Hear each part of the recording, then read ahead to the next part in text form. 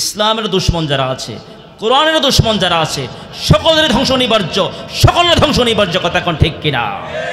এই জন্য পরিবারে পৃথিবীতে যারাই জুলুমের চরম পর্যায়ে চলে যায়, একটা পর্যায়ে ওই জালিমের ধ্বংস অনিবার্য। পৃথিবীর কোন জালিম, ইতিহাস খুলে দেখেন, পৃথিবীর কোন জালিম শেষ পর্যন্ত টিকে থাকতে পারে না, ঠিক না?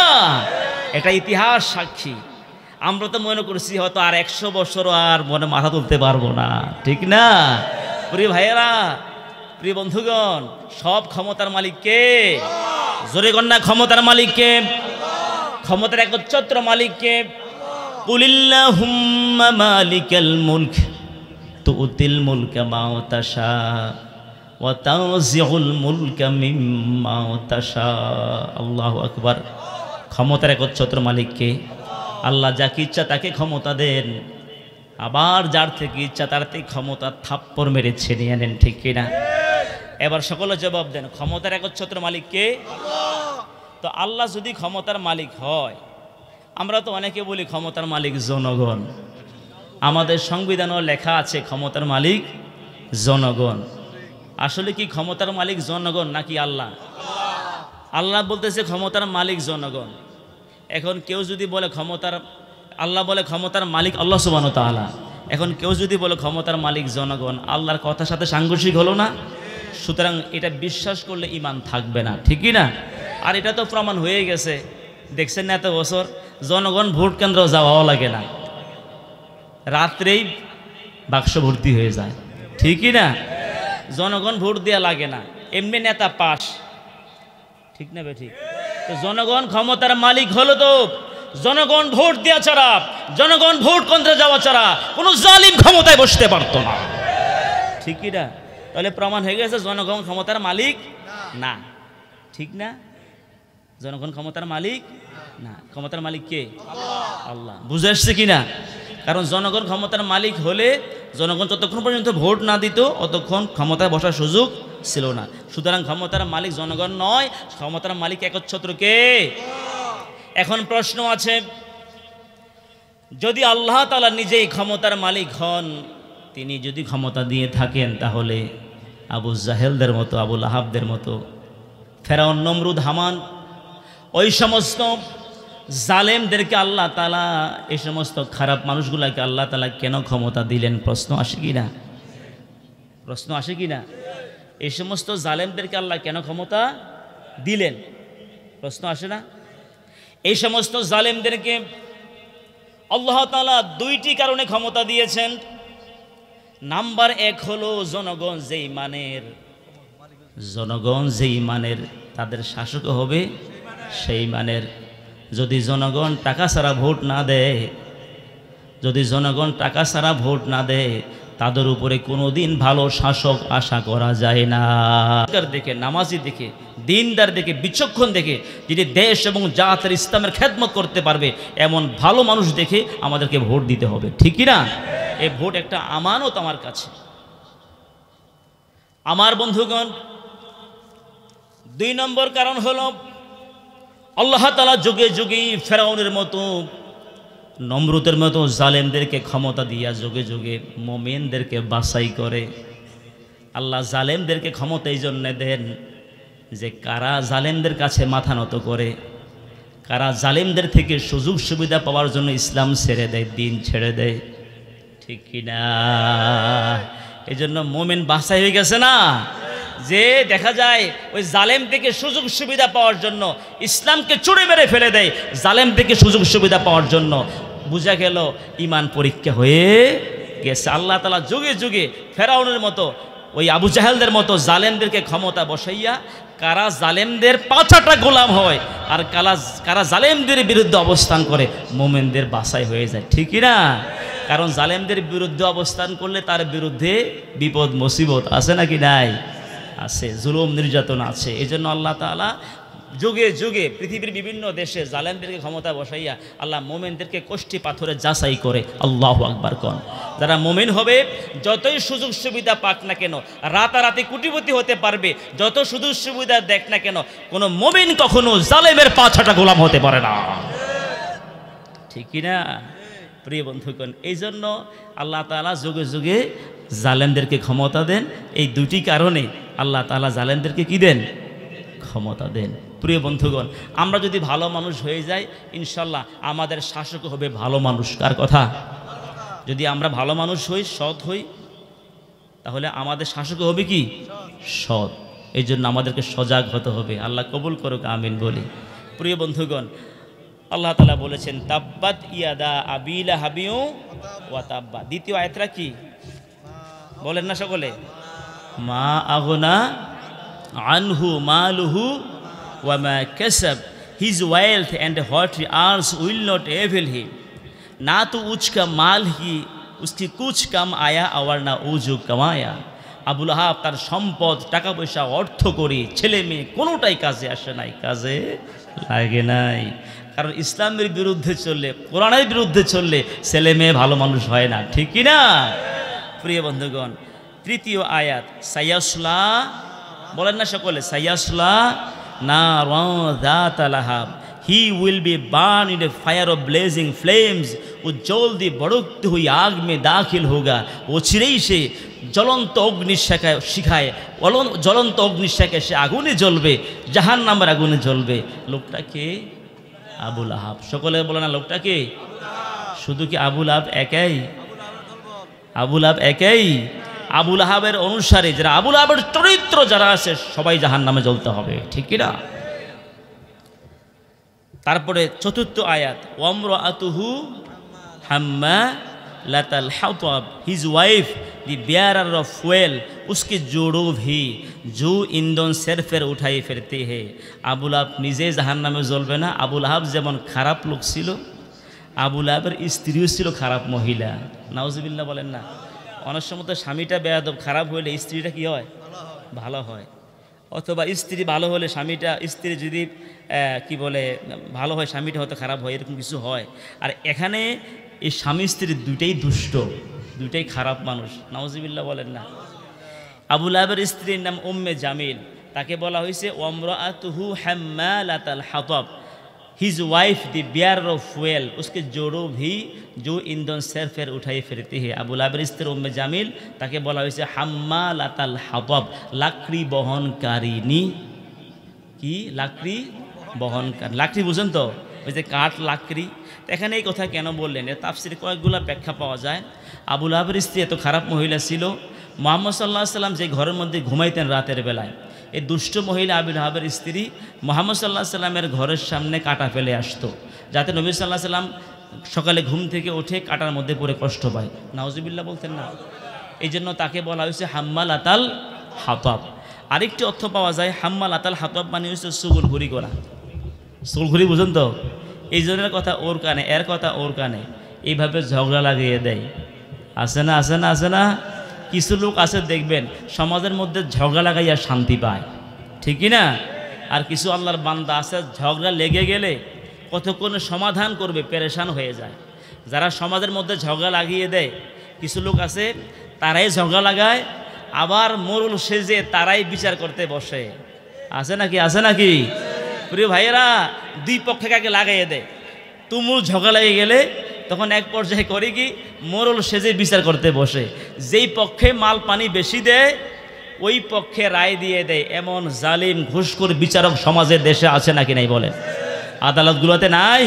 প্রিয় বন্ধুগণ, মনে রাখবেন, যারা ঘুষ খাইয়া বিচার করে, যারা উভয় পক্ষকে ঝগড়া লাগিয়ে তারপরে মধ্যখান দিয়ে বিচার করতে গিয়ে ঘুষ খাইয়ে যে পক্ষে ঘুষের টাকা বেশি দিবে ওই পক্ষে রায় দিয়ে দেয়, যারা ঘুষ খাইয়া বিচার করে, যারা সমাজের মধ্যে ঝগড়া লাগিয়ে দেয়, ওই আবুল আহাবের স্ত্রী যে জাহান্নামে যাবে, যারা সমাজের ঝগড়া লাগিয়ে দেয় গিরিঙ্গি করে, ওই যারা সমাজের মধ্যে ঘুষ খাইয়া বিচার করে, এরাও সে জাহান্নামে যাবে, এরাও সে জাহান্নামে যাবে। কথা কোন ঠিক কিনা?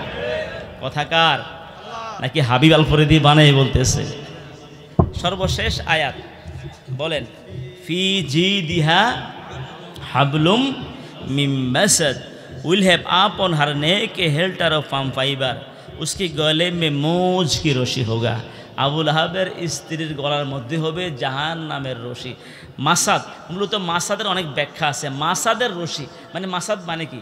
মাসাদ মানে হচ্ছে খেজুর গাছের পাতা দিয়ে বুনে তৈরি করে রশি বানানো, এটাকে বলা হয় মাসাদ। মাসাদের অর্থ পাওয়া যায় খেজুর গাছের ডাল থেতলিয়ে রশি বানানো, এটাকে মাসাদ বলা হয়। মাসাদের আরও অর্থ পাওয়া যায় লোহার তার দিয়ে তৈরি করে লোহার তারের রশি।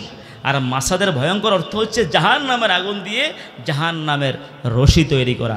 আবু লাহাবের স্ত্রী গলার মধ্যে জাহান্নামের রশি লাগবে। শুধু আবু লাহাবের স্ত্রী একাই নয়, আবু লাহাবের স্ত্রীর স্বভাবের যারা হবে, যারা সমাজের ঝগড়াটে হবে, মানুষের মধ্যে ঝগড়া লাগিয়ে দিয়ে সুকুলখড়ি করে ঘুষ খাইয়া বিচার করে, সবগুলোর গলার মধ্যে জাহান্নামের রশি লাগবে, জাহান্নামের রশি লাগবে। কথা বলে ঠিক কিনা প্রিয় বন্ধুগণ?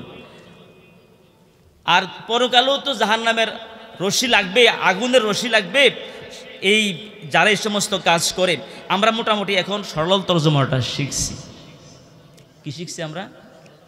কোন সূরা? সূরাতুল লাহাম। এখন শিখবো আমরা সূরাটির ব্যাকগ্রাউন্ড, শানে নজুল। সকলে বলেন এই কোরআনটা কার? জবানটা খুলে বলেন না, কোরআনের মালিক কে? কার ভাষা? এই কোরআনের মধ্যে আল্লাহ তাআলা কোনো ব্যক্তিকে নাম নিয়ে সমালোচনা করে নাই, কোনো ব্যক্তিকে ইন্ডিকেট করে সমালোচনা করে নাই। শুধু একটা লোকের নাম বলছে আল্লাহ তাআলার নাম নিয়ে। আবু জাহেলের নাম কোরআনে নাই, উতবা সাহেবা কারো নাম কোরআনে, শুধু একটা লোকের নাম আছে। আগের যুগের ছিল ফেরাউন, নমরুদ, হামান। এগুলা কি মুহাম্মদ সাল্লাল্লাহু আলাইহি সাল্লামের সমসাময়িক লোক নাকি ভাই? ওরা তো আগের যুগের। মুহাম্মদ সাল্লাল্লাহু আলাইহি সাল্লামের সমসাময়িক কোনো আল্লাহর দুশমনের নাম কোরআনে নাই। শুধু একটা লোকের নাম আছে, লোকটার নাম কি? আবু লাহাব। বলেন না কি নাম? আবু লাহাব। ভালো মানুষ না খারাপ মানুষ? যারা পিছনে জবাব দেন মনে আত্মীয় লাগে। তাহলে সকলে বলতে হবে আবু লাহাব কি খারাপ মানুষ না ভালো মানুষ? অবশ্যই খারাপ মানুষ। খারাপকে খারাপ বলতে হবে। এটা কার কথা? আল্লাহ তাআলা আবু লাহাবের নামটা উল্লেখ করে যারা সমাজের মধ্যে ইসলামের সাথে গাদ্দারি করবে, কোরআনের সাথে বেয়াদবি করবে, নবীর আদর্শের সঙ্গে বেয়াদবি করবে, দিন কায়েমের বিরুদ্ধে কথা বলবে, তাদের নাম নিয়ে তাদের বিরুদ্ধে কথা বলা ইমানের দায়িত্ব। ইমানের দায়িত্ব। কথা কোন ঠিক কিনা? এটা কার কথা?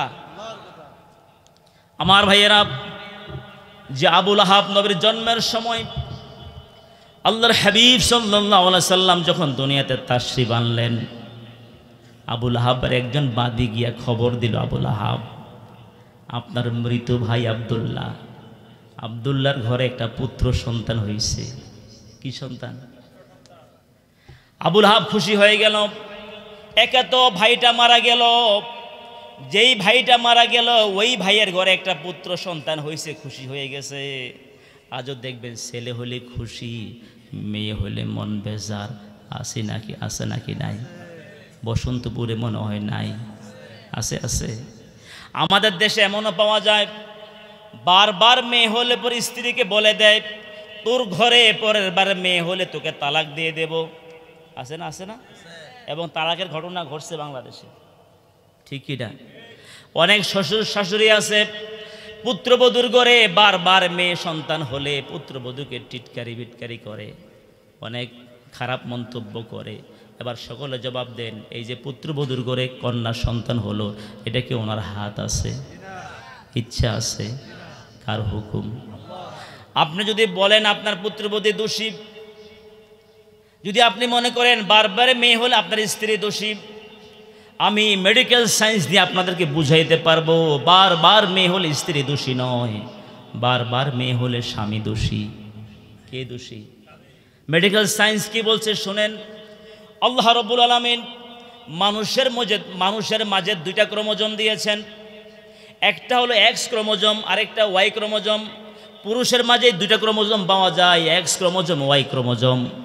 নারীর মাঝেও দুইটা ক্রোমোজোম পাওয়া যায়, প্রথমটাও এক্স, দ্বিতীয়টাও এক্স। নারীর দুইটা ক্রোমোজোম হলো কি? এক্স, প্রথমটাও এক্স, দ্বিতীয়টাও এক্স।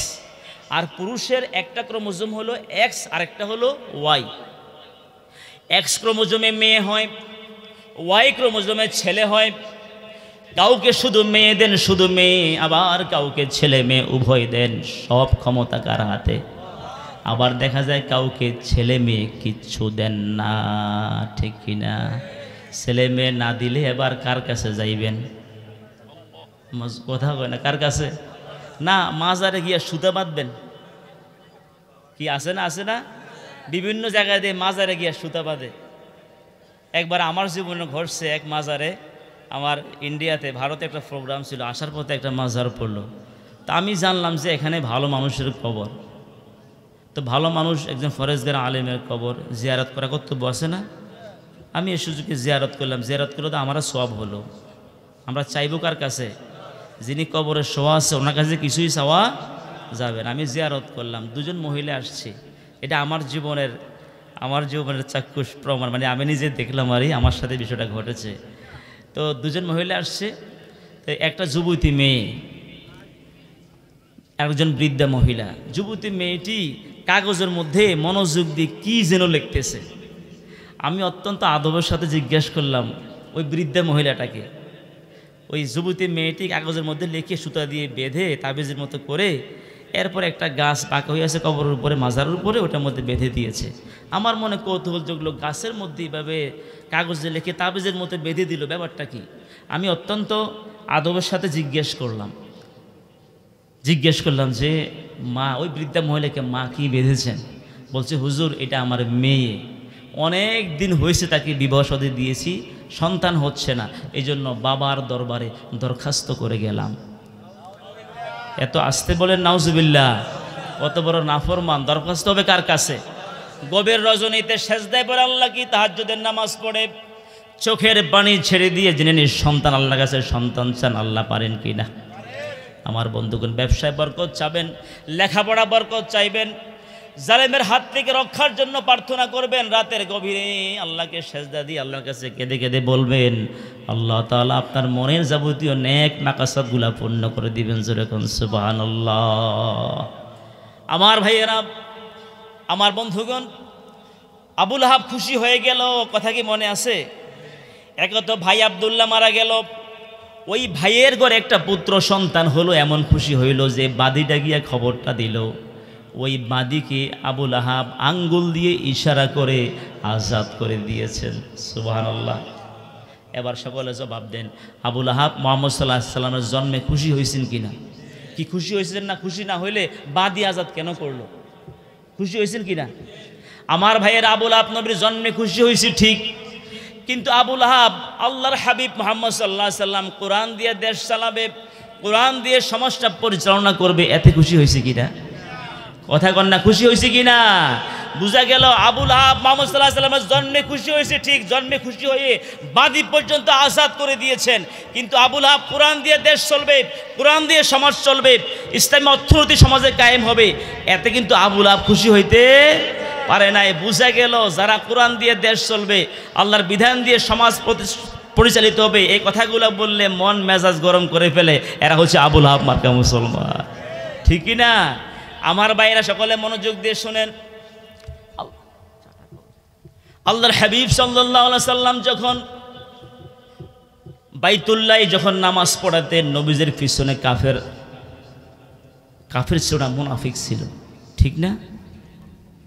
মুনাফিক ছিল না? তো নবী কি জানতেন নাকি? নবী সাল্লাল্লাহু আলাইহি সাল্লামের পিছনে যে মুনাফিক আছে, আল্লাহর হাবিব কি জানতেন? না, জানতেন না। কে জানাইছেন? আল্লাহ তাআলা বলছেন, নবী হে, এরা মুনাফিক, এরা মুনাফিক। ঠিক কি না? আওয়াজ দি কর না, ঠিক কি না? এরা মুনাফিক। প্রশ্ন হলো, যে লোকগুলোকে মুনাফিক আল্লাহ জানিয়ে দিলেন, ওই লোকগুলো কিন্তু নবীজির কাছে কালিমা পড়ে মুসলমান হয়েছেন। ঠিক না বেঠিক?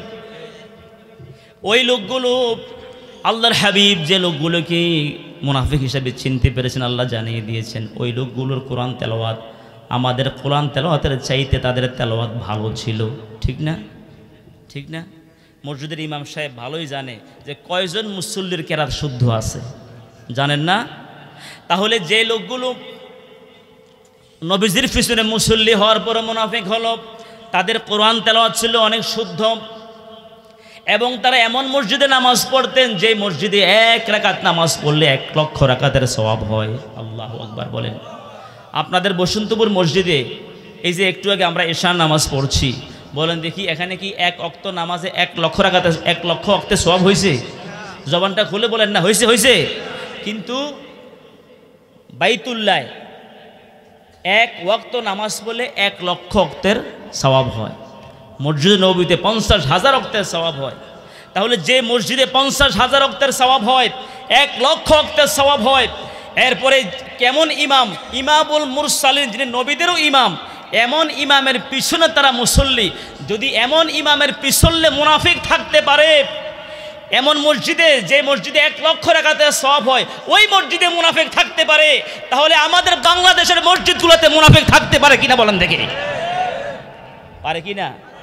এখন প্রশ্ন হলো, ওই লোকগুলো মুনাফিক কেন হলো জানা দরকার আছে নাকি নাই? আল্লাহ তাআলা কেন ঘোষণা করলেন তারা মুনাফিক? কোরআনের ভাষায় মুনাফিক কারা আমি ওটা বোঝাচ্ছি। ওই লোকগুলো এই জন্য মুনাফিক হয়েছে, ওই যে আবু জাহেলরা বলেছিল, ভাতিজা মোহাম্মদ কাবা ঘরে গিয়ে তাওয়াফ করো, সেজদা করো, ওমরা করো, হজ করো, রাষ্ট্রীয় কাজে হাত দিও না। দেশটা আমরা ক্ষমতা চালাই, আমাদের নেতৃত্বে চলে, তোমরা শুধু নামাজ পড়বা, রোজা রাখবা, হজ করবা, কাবা ঘর তাওয়াফ করবা, রাষ্ট্রীয় কাজে কি দিবা না? হাত দিবা না। বুঝাচ্ছে কিনা? অথচ নবী সাল্লাল্লাহু আলাইহি ওয়াসাল্লাম আসছে কেন?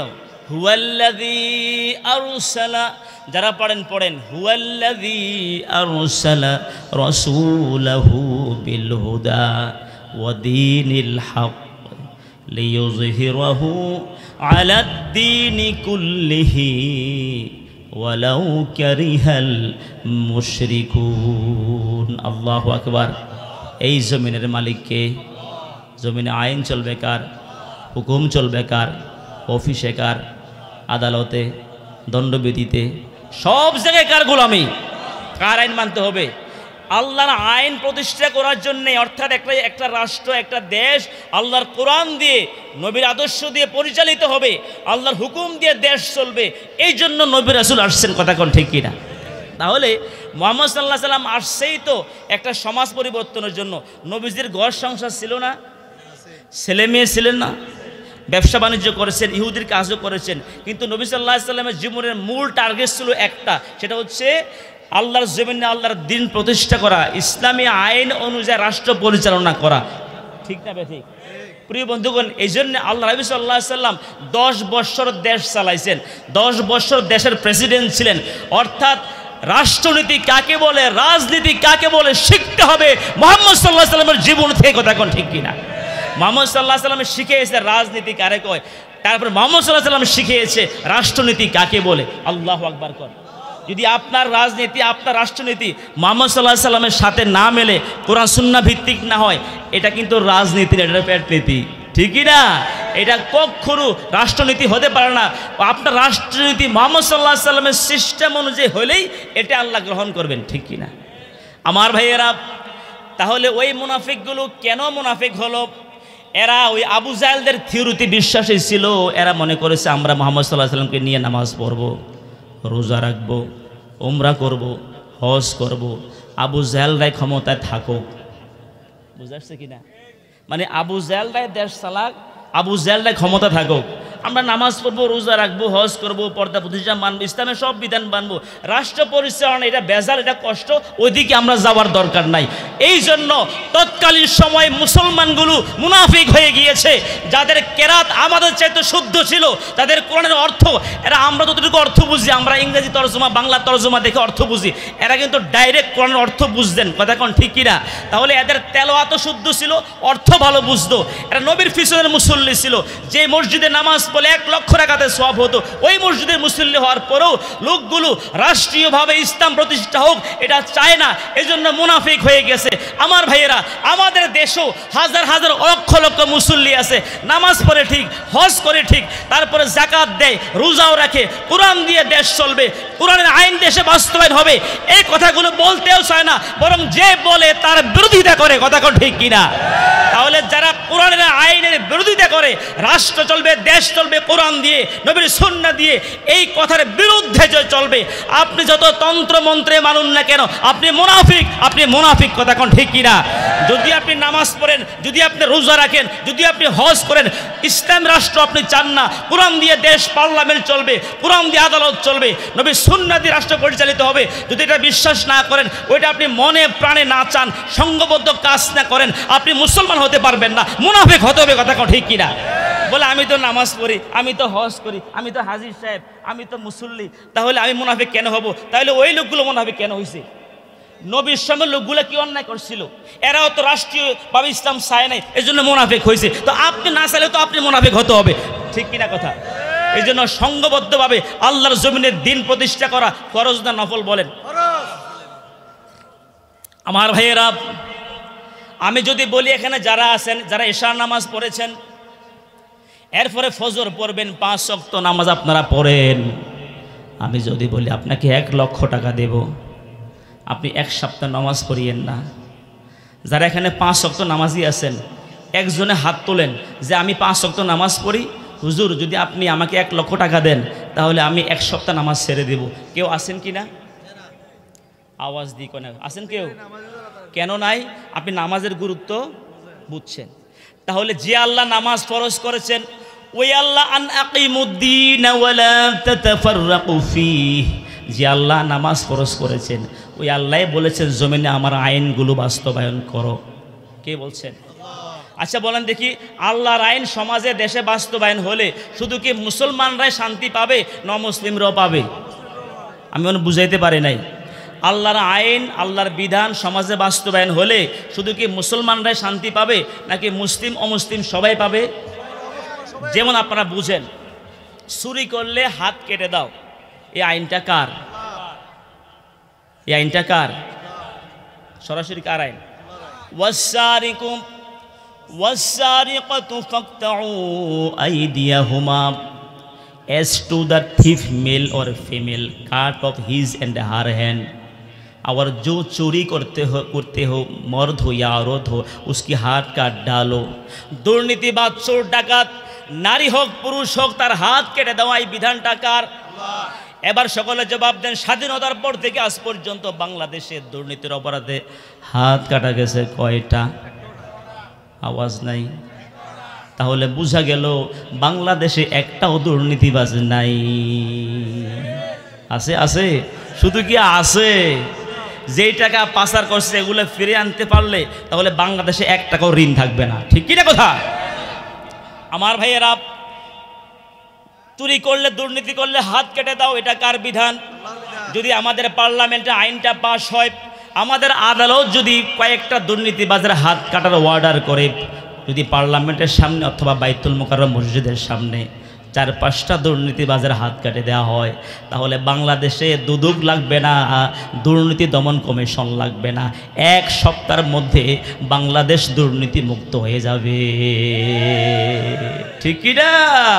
কারণ হাত যখন কাটা যাবে, নেতা যখন হাত তুলে সমাজে লম্বা লম্বা বক্তব্য দিবে, জনগণ বলবে নেতার হাত কাটা দুর্নীতিবাজ, তাকে ভোট দেওয়া যাবে না। এখন যেহেতু হাত কাটা যায় না, বড় দুর্নীতিবাজ হওয়া সত্ত্বেও সমাজে আসে ওই দুর্নীতিবাজ, সে তাকে আবার ফুলের মালা দেয়। ঠিক না? ঠিক কি না? আমার বন্ধুগণ, এবার সকলে জবাব দেন, দুর্নীতি মুক্ত হলে আমাদের প্রত্যেকটা অফিস আদালত ঘুষ মুক্ত হয়ে গেলে, কোথাও ঘুষ দেওয়া লাগে না, কোথাও ফাইল আটকে থাকে না, 1 টাকা ঘুষ লাগবে না। যদি এমন বাংলাদেশ হয় আমরা চাই কিনা? চাই কিনা? যদি না চাই কিনা? কারা কারা চাল লাগে একটু হাত তুলে দেখাই দে।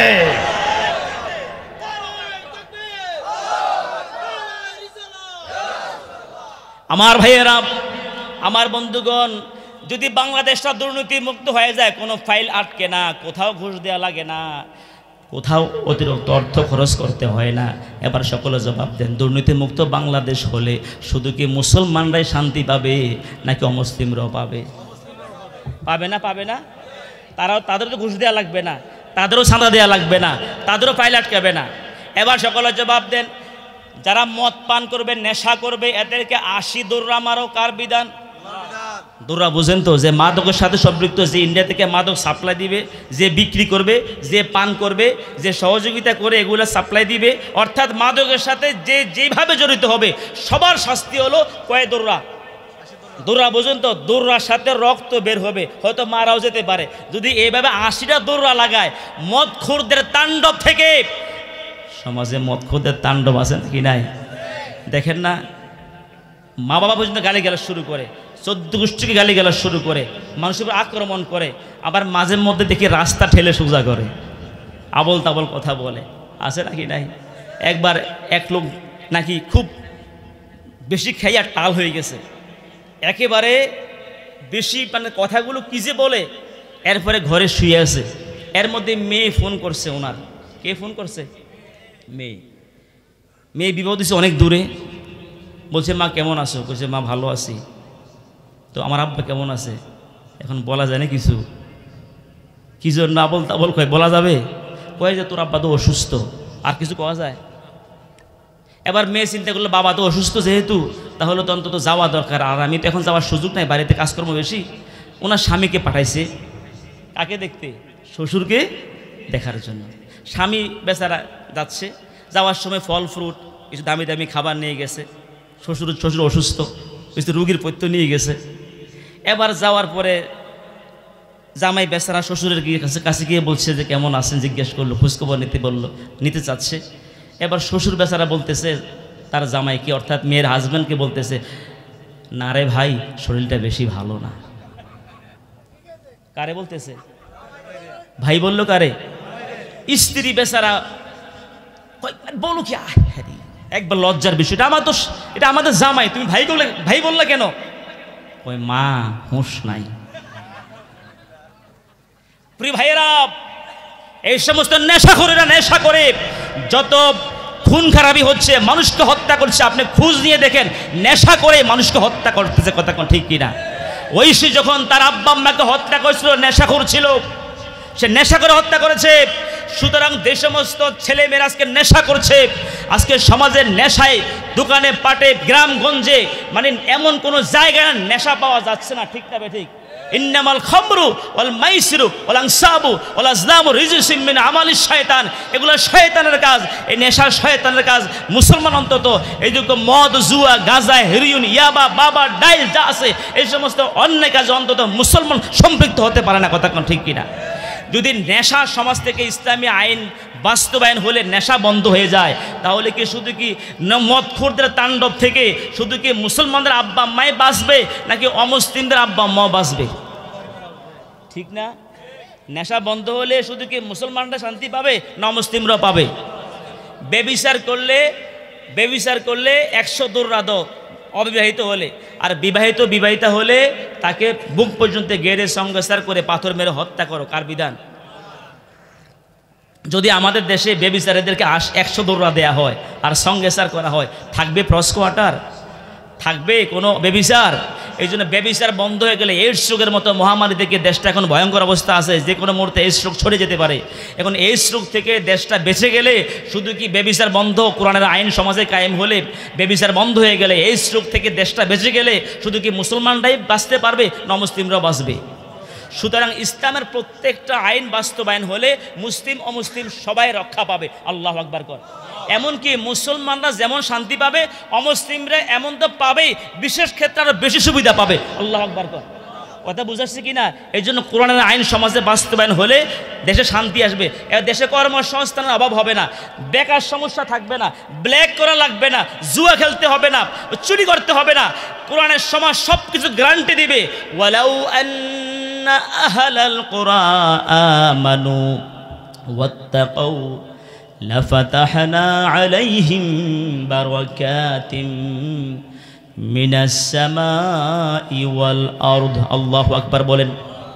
আল্লাহ তাআলা বলেন, যেই সমাজে যেই দেশে কোরআনের আইন চালু হবে, কোরআনের বিধান চালু হয়ে যাবে, কোরআনের আইন দিয়ে দেশটা চলবে, ওই দেশের মধ্যে আল্লাহ তাআলা আকাশ এবং জমিনের যত বরকতের দরজা আছে সকল বরকতের দরজা খুলে দিবেন। আল্লাহু আকবার। প্রিয় বন্ধুগণ, বরকত দেওয়ার মালিক কে?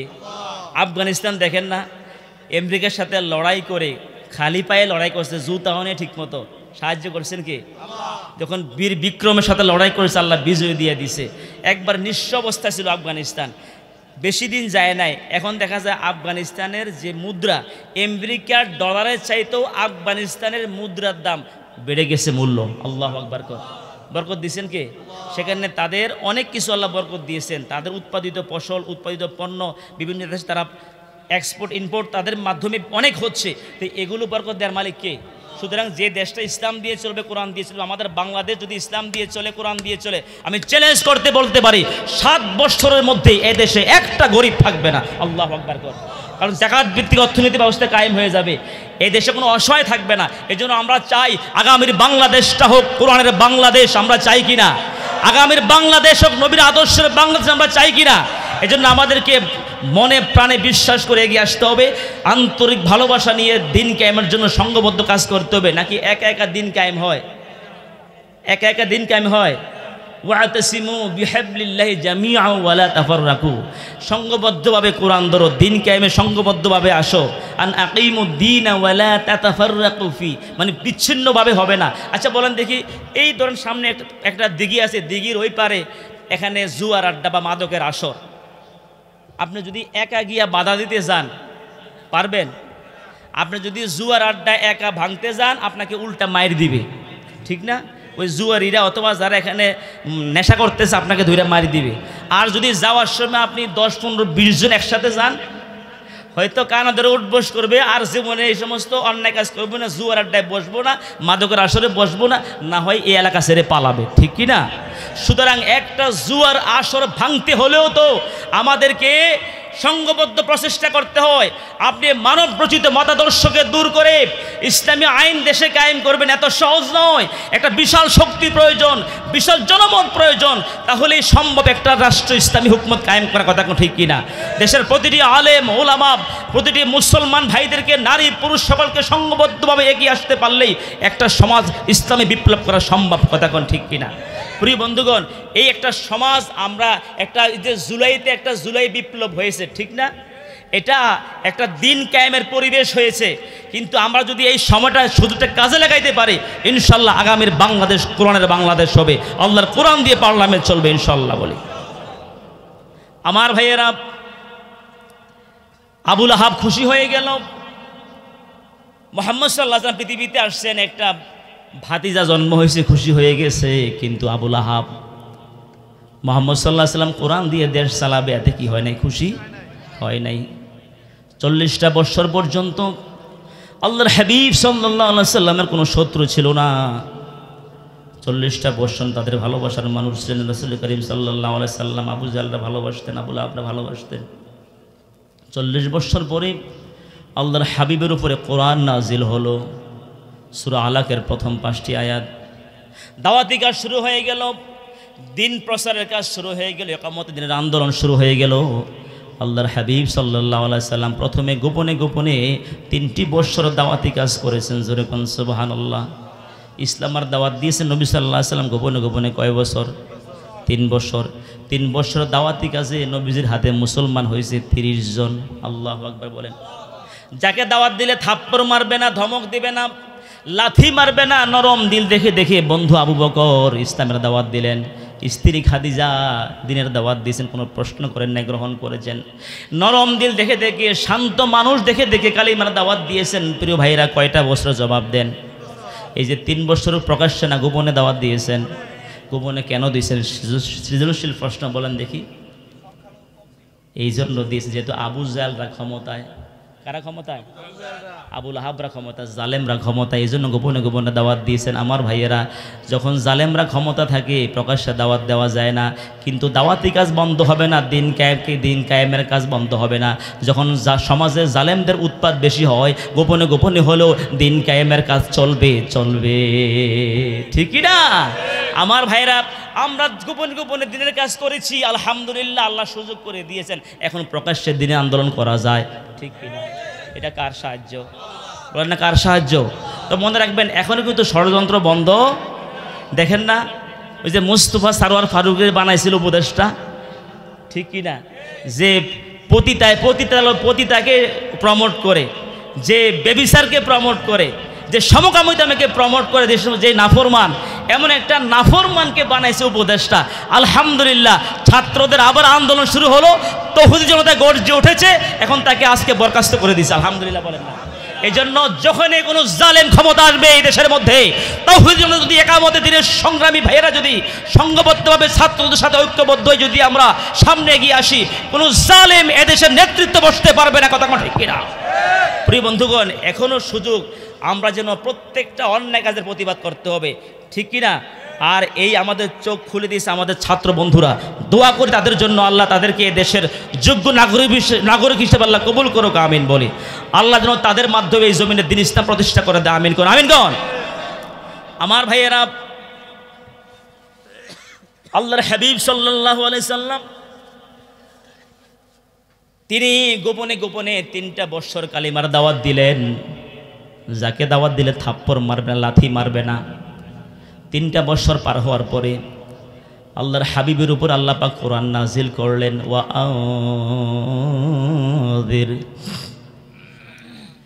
ওয়াআযির আশীরাতাকাল আকরাবিন। আল্লাহু আকবার। وأنذر عشيرتك الأقربين and warn your nearest relation। और अपनी करीब के रिश्तेदारों को डरोस ना दो नबी है। अपनी दिन कायमेर दावत दिच्छेन, कुरानेर दावत दिच्छेन, नरम दिल देखे देखे, शांत मानुष देखे देखे, जाके थाप्पड़ जाके दावत दिले लाथि मारबे ना, धमक दिबे ना, पाथर मारबे ना, नरम दिल देखे देखे दावती काज करे, दावत दिच्छेन 3টা বছর। এখন আর নরম দেখে দাওয়াত দেওয়ার সুযোগ নাই। ওয়া আনজির আশীরাতাকাল আকরাবিন, আপনার কাছের লোকদেরকে দাওয়াত দেন। আবু জাহেল আপনার বংশীয় চাচা আজ পর্যন্ত দাওয়াত দেন নাই, কিসের ভয়ে? মায়ের কথা কয় না, কিসের ভয়ে?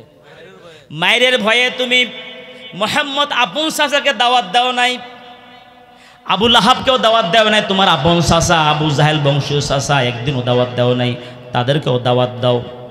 এতে বোঝা গেল সময় আসছে এই জমিনে যারা সন্ত্রাস, যারা ত্রাস সৃষ্টি করেছে, নেশায় লিপ্ত, বেনামাজি, ইসলামের বিরুদ্ধে কথা বলে, তাদের কাছেও কোরআনের দাওয়াত দেওয়া লাগবে কিনা বলেন? লাগবে কিনা? ইনশাল্লাহ সবাই এসেছে, ডোর টু ডোর, প্রতিটি ঘরে ঘরে ইনশাল্লাহ আমরা কোরআনের দাওয়াত পৌঁছাই দেব, দিন কায়েমের দাওয়াত পৌঁছাই দেব। রাজি আছো মুসলমান? রাজি আছো? আল্লাহকে হাত তুলে দেখায় দাও। নারে তাকবীর, নারে তাকবীর। সময় আসছে না? সময় আসছে কি না? মুসলমান তাকবীর দিতে কি ভয় পাচ্ছে নাকি আপনারা? তাকবীর দিলে কে খুশি হয়? রাগ করে কি? কথা কয় না, রাগ করে কি? এই জন্য তাকবীর দেন না, বুঝি তো। এখনো কলজা শিপতেছে আপনাদের, বুঝতেছি তো। হ্যাঁ, এখনো কলজা শিপে না? সাহস নাই? ইমানি শক্তি কে দেয়? তাকবীর দিলে খুশি হয় কে? ওয়া রাব্বুকা ফাকাব্বির, রবের নামে তাকবীর দাও। নারে তাকবীর, আর গর্জে ওঠো, লিল্লাহি তাকবীর। কার কথা? আল্লাহ বলে, বান্দা আমি রবের নামে তাকবীর দাও। বান্দা তোমরা তাকবীর দাও না, ভয়ে, জালেমদের ভয়ে তাকবীর দাও না। বুঝতে পেরেছি, এই জন্য আল্লাহর কাছে জবাব দিতে হবে, ঠিক কিনা? তাকবীর দিলে কে খুশি হয়? আর রাগ করে কে? আচ্ছা, শয়তান যে তাকবীর দিলে রাগ করে, আপনারা কি চোখে দেখতেন চান না শুধু কানে শুন, মানে চোখে দেখে শুনতেন চান না শুধু কানে শুনলেই হবে? কোনটা? চোখে দেখে শুনতে চান নাকি? চোখে দেখতে পারলে শুধু কানে শোনা কি দরকার? চোখে দেখে শোনা এত ভালো নাকি? আমার ভাইরা, যখন মসজিদে আজান হয় আপনারা দেখবেন, যখন মসজিদে আজান হয় আল্লাহু আকবার বলে মসজিদে আজানের ধ্বনি হয়, তখন মাঝে মধ্যে দেখবেন কুকুর ঘেউ ঘেউ করে। দেখছেন কিনা? কেউ দেখছেন কিনা? এটা কেন করে? আমি আবার গবেষণা করলাম, কোরআন সুন্নাহ দিয়ে আমি গবেষণা শুরু করলাম, বুঝতে পারলাম, জানতে পারলাম, যখন মসজিদে আজান, মসজিদের মাইকে মিনার থেকে আজান শুরু হয়, আল্লাহু আকবার ধ্বনি শুরু হয়। আল্লাহু আকবার, এটা কার তাকবীর? জবানটা খুলে বলেন না, আল্লাহু আকবার কার তাকবীর? ওই তাকবীরটা যখন শুরু হয়ে যায়, তাকবীরের এমন পাওয়ার, এমন ক্ষমতা, শয়তান সহ্য করতে পারে না। শয়তানের দেহের মধ্যে জ্বালা পড়া শুরু হয়ে যায়। আল্লাহু আকবার। শয়তান সহ্য করতে পারে না, তখন শয়তান পিছনের রাস্তা দিয়ে বাতাস ছাড়তে ছাড়তে দৌড়াইতে থাকে। সুবহানাল্লাহ। আমার ভাইয়েরা, এবার সকলে জবাব দেন, শয়তান কয় রকম? কয় রকম? সূরা নাস পড়েন নাই?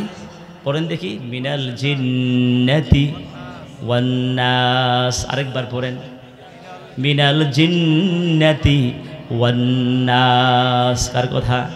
শয়তান কয় রকম? একটা হলো জিন শয়তান, আরেকটা হলো মানুষ শয়তান। জিন শয়তান যেমন আল্লাহু আকবার তাকবীর সহ্য করতে পারে না, মানুষরূপী শয়তানগুলো আল্লাহু আকবার তাকবীর সহ্য করতে পারে না। একবার মসজিদে আজান হলো, আসসালাতু খায়রুম মিনান নাওম।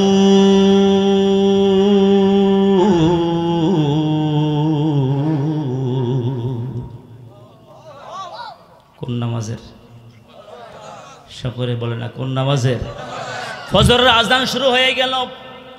যখন ফজরের আজান শুরু হয়ে গেল, এক নাফরমান সে মারা গেছে, এখন কবরে আছে।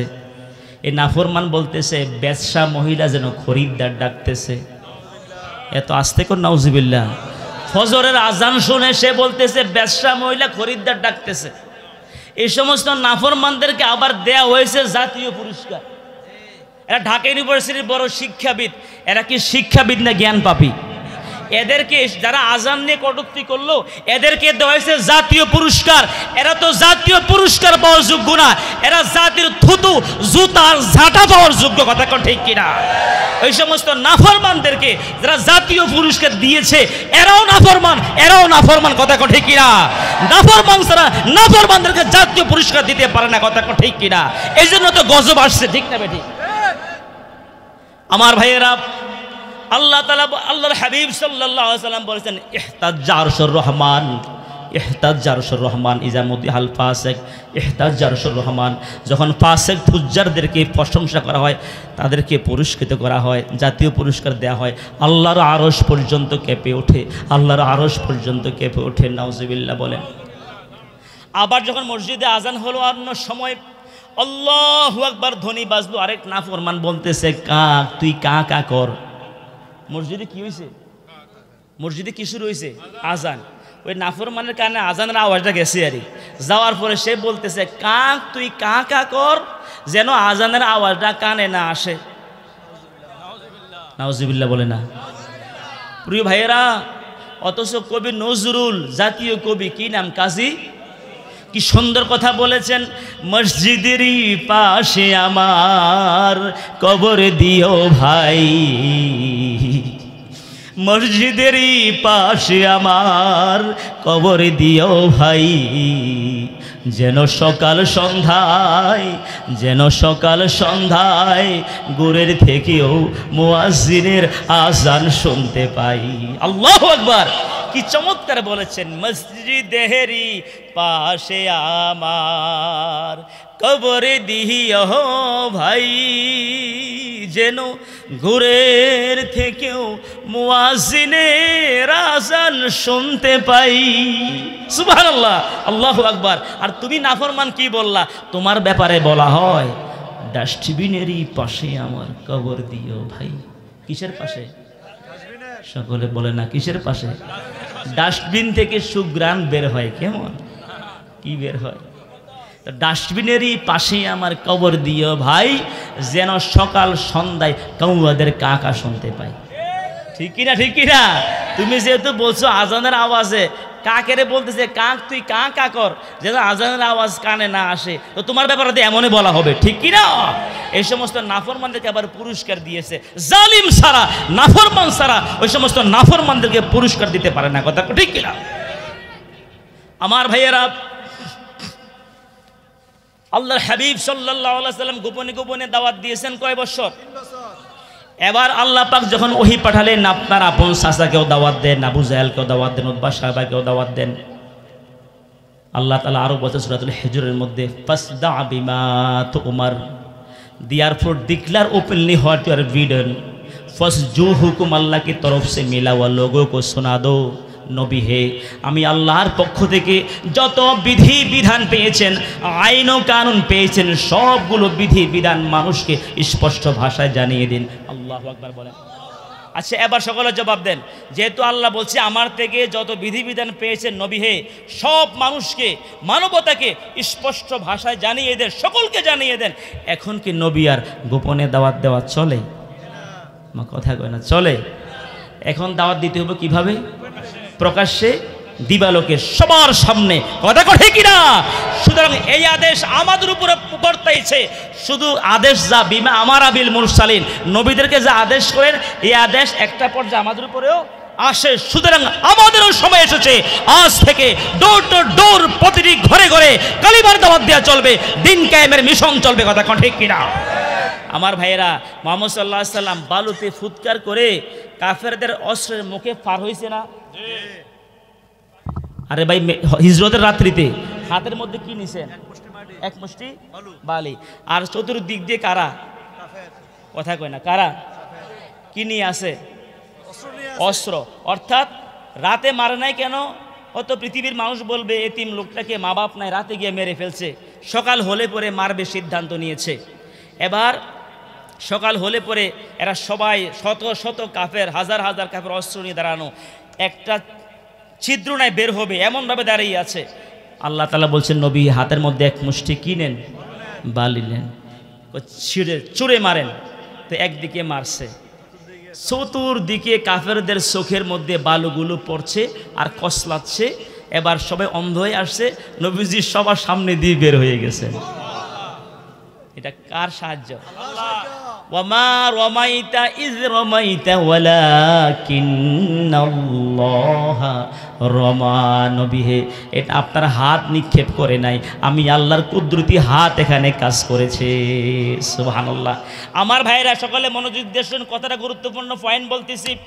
যে নবী হাতের মধ্যে বালু নিয়ে বালুতে ফুৎকার করে অস্ত্রের মুখে পার হয়ে গিয়েছেন, শত শত হাজার হাজার কাফেরদের সামনে দিয়ে পার হয়ে গেছেন, ওই নবী ইচ্ছে করলে বালুতে ফুৎকার করে, বালুর মধ্যে ফুৎকার করে মুজিজার মাধ্যমে মক্কাটাও বিজয় করতে পারতেন না? পারতেন না হুজুর? অবশ্যই পারতেন। কিন্তু আল্লাহর হাবিব সাল্লাল্লাহু আলাইহি সাল্লাম যদি বালুর মধ্যে ফুৎকার করে মক্কাটা বিজয় করতেন, তাহলে জাতি মুসলিম উম্মাহ এখানে কিছুই শিখার ছিল না। কি শিখতো? যে নবী মুজিজার মাধ্যমে মক্কা বিজয় করছে, আমরা কি মুজিজা আমরা দেখাতে পারবো নাকি? নবীর দ্বারাই সম্ভব। নবী যে এটা করেন নাই, আল্লাহর হাবিব সাল্লাল্লাহু আলাইহি সাল্লাম মদিনা থেকে মক্কায় থেকে মদিনায় গিয়েছেন। মদিনায় গিয়ে একটা ছোট পরিসরে ইসলামের স্টেট কায়েম করেছেন, ডোর টু ডোর কালিমার দাওয়াত দিয়েছেন। মদিনায় প্রতিটি ঘরে ঘরে কালিমার দাওয়াত পৌঁছাইছেন। তারপরে একটা জনমত তৈরি হয়েছে, ইসলামী স্টেট কায়েম হলো।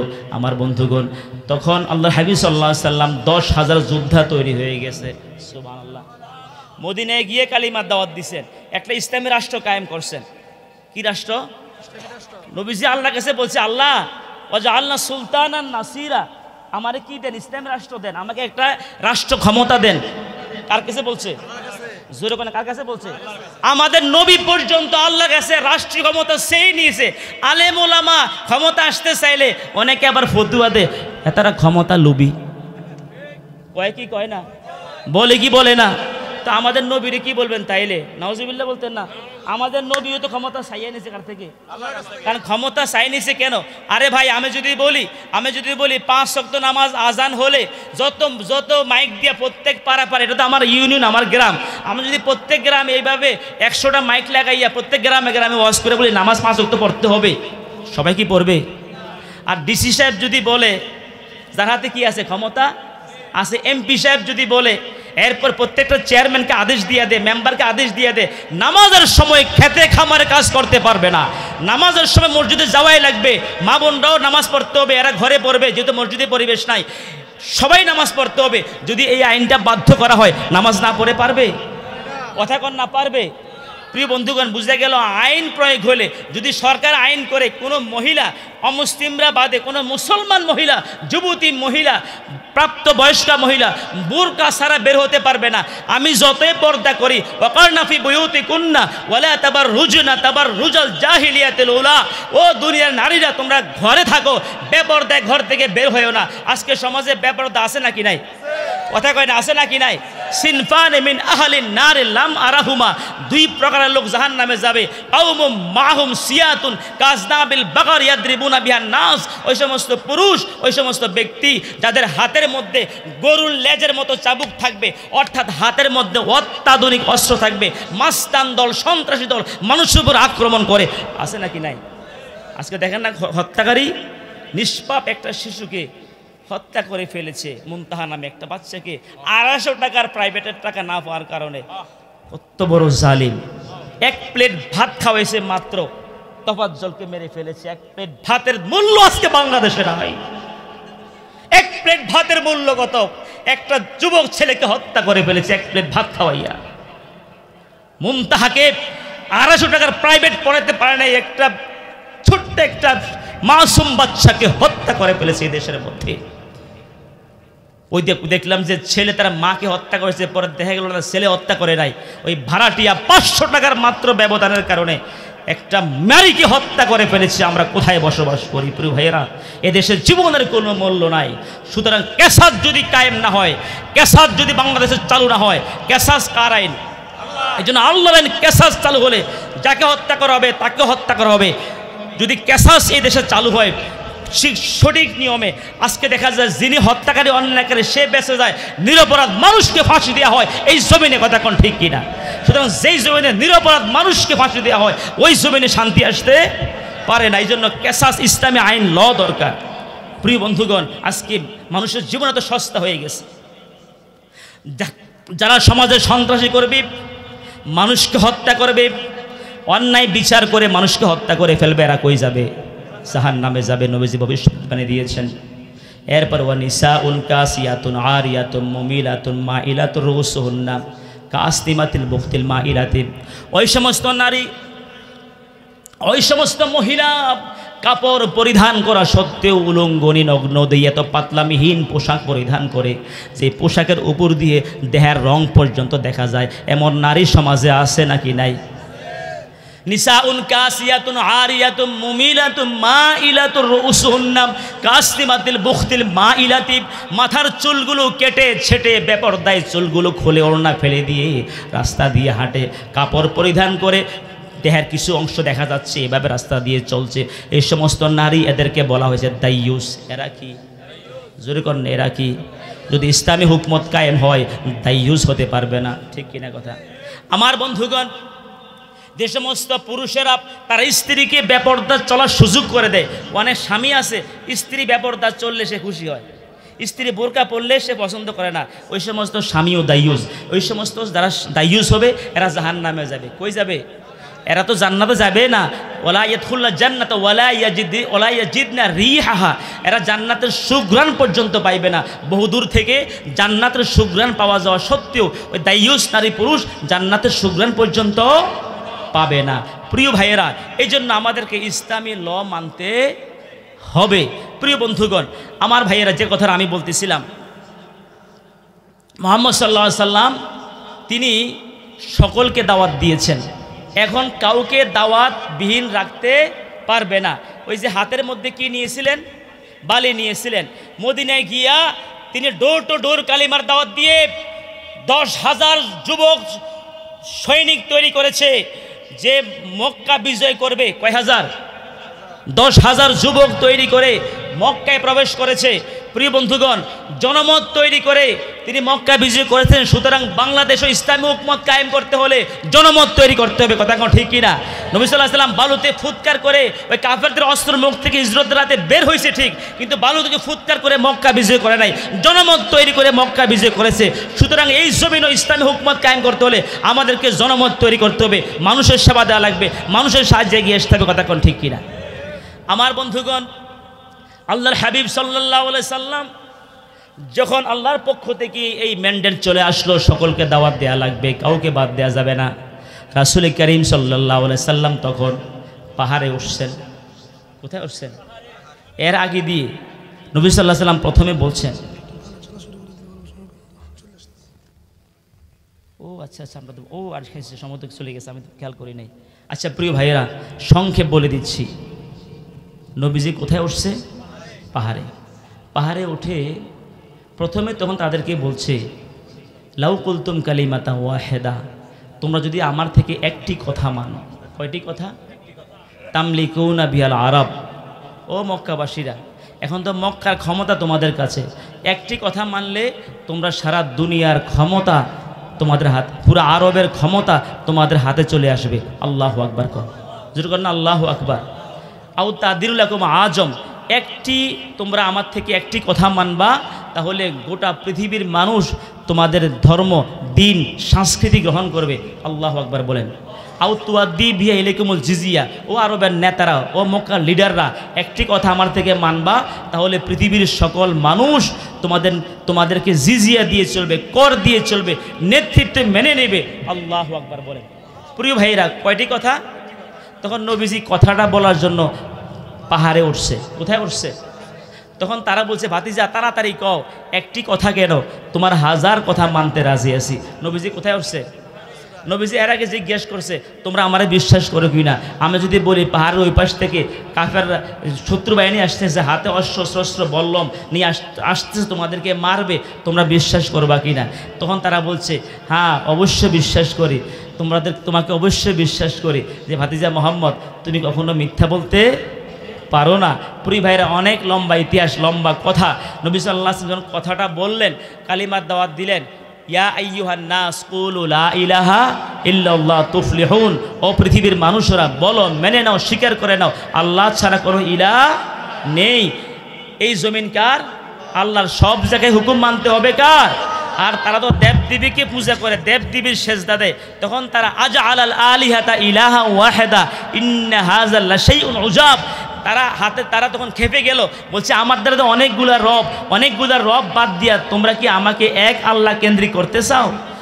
Truly this is a wonderful thing. এটা তো আশ্চর্য বিষয়, আমাদের রব অনেকজন, অথচ আমাদের রব কয়জন? জোরে কর না, কয়জন? একজন। এক রবের দাওয়াত দিছে, এরা হাতের মধ্যে কি নিছে? পাথর নিছে। পাথর নিয়া এরা মার মুখী আক্রমণ করবে, নবীকে এক্ষণে মেরে ফেলবে, নবীকে এক্ষণে হত্যা করে ফেলবে। নবীজি ভয় পেয়ে গিয়েছেন। আমার ভাইয়েরা বুঝা গেল যখন হকের দাওয়াত দিল তারা খেপে গেছে। কথা কোন ঠিক কিনা? চমৎকার কথা সামনে আছে, সুযোগ হলে বলবো।